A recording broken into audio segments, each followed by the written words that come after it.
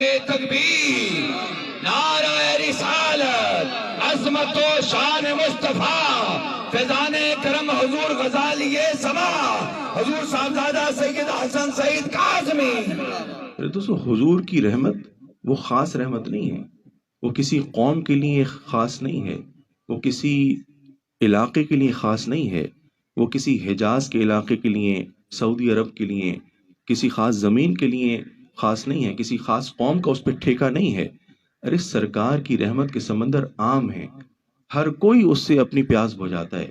سرکار انسانوں کے لیے رحمت، سرکار فرشتوں کے لیے رحمت، سرکار جنات کے لیے رحمت، سرکار ہواؤں کے لیے رحمت، سرکار فلک بوس پہاڑوں کے لیے رحمت، بہتے ہوئے سمندروں، چشموں، دریاؤں کے لیے رحمت، کھیت کھلیانوں کے لیے رحمت، حجر و شجر کے لیے رحمت، چاند سورج تاروں کے لیے رحمت، تمام کرۂ ارض کے لیے سرکار رحمت۔